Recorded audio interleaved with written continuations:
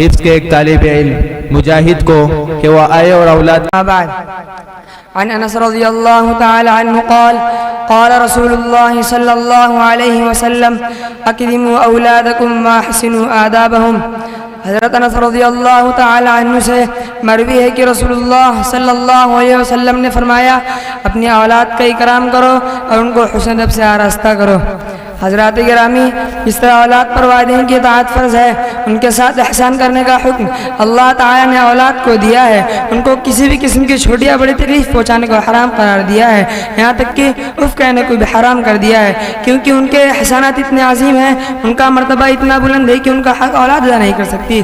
اس لیے حکم دیا کہ تم اپنے والدین کے سراپا اطاعت بن جاؤ، ان کے قدموں کی دھول بن جاؤ، ان کی خدمت گزاری اپنا شیوا بنا لو، اس لیے کہ وہی تمہاری جنت و دوزخ ہے۔ ان کی رضا اللہ کی رضا ہے، ان کی ناراضگی اللہ کی ناراضگی ہے۔ برادران ملت، ایک طرف تو اللہ اور اس کے رسول صلی اللہ علیہ وسلم نے اولاد پر والدین کے حقوق کو بیان کر کے ان کو ادا کرنے کا مکلف بنایا ہے، لیکن اسی کے ساتھ ہی ساتھ والدین پر اولاد کی تعلیم و تربیت، ایمان و عمل کو صحیح و صالح بنانے کی ذمہ داری ڈال دی ہے۔ والدین کو مکلف بنایا ہے کہ اپنے اولاد کی اسلامی تربیت کرے، اس لیے کہ بچہ وہی راہ اختیار کرتا ہے جس راہ بھی اس کے والدین چلاتے ہیں، وہ کام کرتا ہے جو کام اس کے والدین کرتے ہیں، وہی عقیدہ اپناتا ہے جس پہ اپنے ماں باپ کو پاتا ہے۔ اگر والدین نے اپنے اولاد کی تعلیم و تربیت میں اپنے فرائض کو ادا نہیں کیا، اولاد کے حقوق ادا نہیں کیے، تو اللہ تعالیٰ کیا ان سے مواخذہ ہوگا؟ اس طرح اولاد کی نافرمانی قابل گرفت ہے، اسی طرح والدین کی کوتاہی قابل مواخذہ ہے۔ والدین کا اپنے بچوں پہ کتنا اثر پڑتا ہے اس کا اندازہ اس حدیث سے لگائیں۔ اللہ کے حبیب و محبوب صلی اللہ علیہ وسلم نے فرمایا کل مولود یولد علی فطرہ فابواہ یہودانہ او ینصرانہ او یمجسانہ، کہ ہر بچہ فطرتاً مسلمان ہوتا ہے مگر اس کے ماں باپ اس کو یہودی یا نصرانی یا مجوسی بنا دیتے ہیں۔ اولاد کی تعلیم و تربیت کا ذمہ دار والدین کو اس لیے بنایا گیا ہے کہ والدین بچوں کی پہلی تربیت گاہ ہوتے ہیں، پہلا مدرسہ ہوتے ہیں۔ بچہ سب سے زیادہ اپنے والدین سے متاثر ہوتا ہے، ان کے حرکات و سکنات کو اختیار کرتا ہے، انہی کے کردار کو اپناتا ہے۔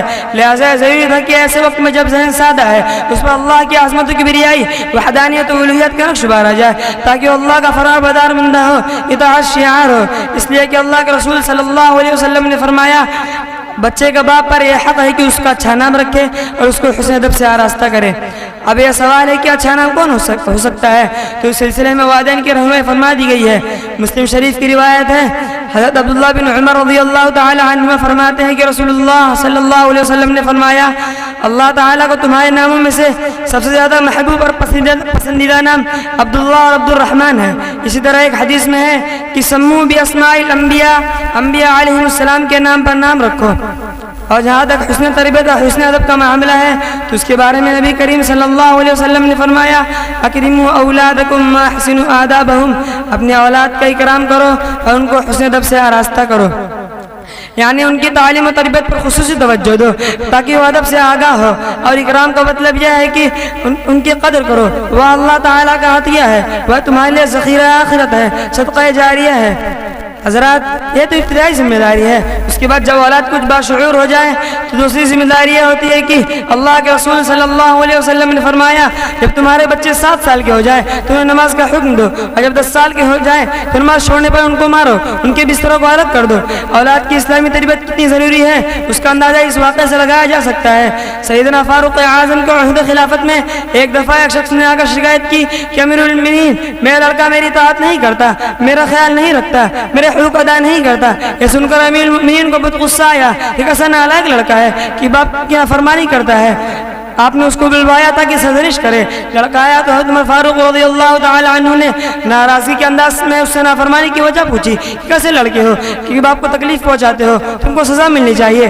لڑکے نے عرض کیا امیر المؤمنین ذرا میری بات بھی سنیے، یقیناً یہ میرے باپ ہے، ان کے حقوق بہت زیادہ ہیں، لیکن ذرا پوچھیے کہ انہوں نے میرا کتنا حق ادا کیا، میری اصلاح و تربیت میں اپنے فرض کو ادا کیا کہ نہیں۔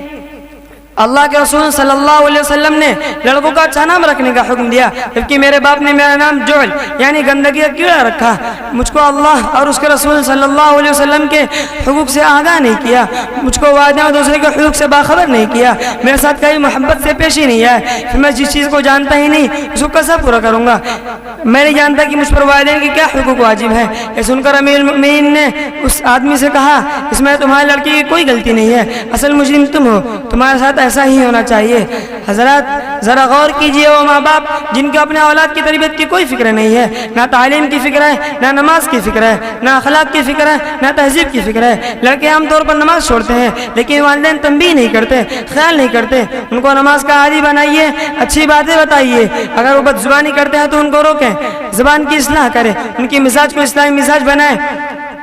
آج کل لوگوں کی عام شکایت ہے کہ اولاد نافرمان ہو گئی ہے، اور یہ سچ ہے، لیکن یہ کس کی غفلت کا نتیجہ ہے؟ سنیے، اس بگاڑ میں سب سے بڑا ہاتھ والدین کا ہے۔ بچے تو بچے تھے، جب بگڑ رہے تھے، گالیاں دے رہے تھے، نماز چھوڑ رہے تھے، پڑھنے سے بھاگ رہے تھے، تو والدین نے پیار کی وجہ سے کچھ نہیں کہا، کبھی کسی کی شکایت پر تنبیہ کر دیا، ورنہ وہ بھی نہیں۔ اور اکثر تو بچوں کی بے جا حمایت ہوتی ہے۔ جب بچہ بڑا ہو کر وبال جان بن جاتا ہے تو والدین کو شکایت ہوتی ہے، جب اپنے بس میں تھے، اپنی ذمہ داری میں تھے تو ہم نے کچھ نہیں کہا، ہمیں کوئی توجہ نہیں دی۔ بہتر علاج یہ ہے کہ والدین ان کو سمجھائیں، اپنے ساتھ رکھیں، اپنے کسی کام میں مصروف رکھیں، کچھ وقت ان کو دیں، پڑھنے کی تاکید کریں، ان کو اپنے اسلاف کے قصے سنائیں، قرآن پڑھائیں، یا پڑھ کر آئے تو اس کو سنیں، آیات یاد کرائیں۔ اگر ماں کے ساتھ بدتمیزی کرے تو باپ سرزنش کرے، اگر باپ کے ساتھ بدتمیزی کرے تو ماں سمجھائے۔ اسی طرح جو بچوں کی اچھی تربیت ہوگی تو اچھا معاشرہ وجود میں آئے گا۔ بس اسی چند باتوں پر اپنی تقریر کو ختم کرتا ہوں۔ وما علینا الا البلاغ۔ ماشاءاللہ موصوف تقریر پیش کر رہے تھے اور مجھے یہ شعر یاد آ رہا تھا، اولاد میں بو آئے کیا ماں باپ کے اتوار کی، اولاد میں بو آئے کیا ماں باپ کے اتوار